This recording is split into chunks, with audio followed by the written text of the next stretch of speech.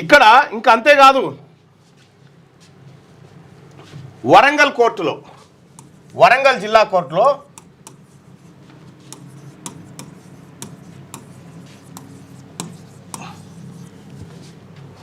Super న్యాయమూర్తి, ఆయన పేరు చంద్రశేఖర్ సూపర్ న్యూమర్ కింద కాదు, ఈయన జడ్జు, జిల్లా జడ్జు, సీనియర్. ఈయన సీనియర్, చాలా సీనియర్, నిజాయితీ పరుడు, చాలా అద్భుతంగా పనిచేస్తాడు. అయితే ఈయన హైకోర్టుకు పోయేది ఉండే, హైకోర్టు జడ్జి అయ్యేది ఉండే. ఓకే. అయితే ఈయన వెనకాల ఉన్నటువంటి సెకండ్ సీనియారిటీ ఎవరిదంటే ఒక రెడ్డి సామాజిక వర్గానికి సంబంధించిన మహిళది.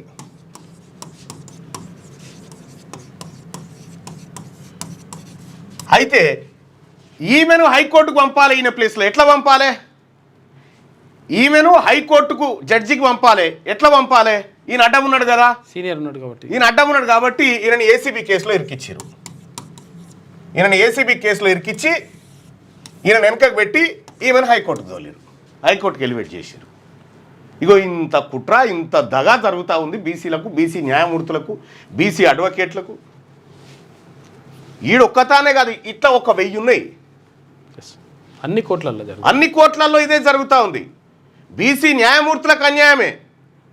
ఎక్కడన్నా గట్టిగా చదువుకొని వచ్చి జడ్జి అయితే కథం, అతన్ని ఎట్లా కథం చేయాలి? ఒక ఎంఆర్ఓనబ్బా, ఎంత అంటే ఒక ఎంబీసీ కులానికి సంబంధించినటువంటి, సంచార జాతికి సంబంధించినటువంటి ఒక తహసీల్దార్ నా దగ్గరకు వచ్చిండు. ఆయన పేరేదో ఉందన్న, చాలా రోజులైంది వచ్చి, మర్చిపోయినా. ఎంఆర్ఓ ఆయన, డిప్యూటీ ఎంఆర్ఓ రెడ్డి. ఈ సంచార జాతుల కింద నేను పనిచేయన్నా అని ఈయన ఏసీబీకి పట్టించిండు. ఈయన ఇన్ఛార్జ్ ఎంఆర్ఓ అయ్యిండు. ఇగో ఇంత కుట్ర జరుగుతూ ఉంది.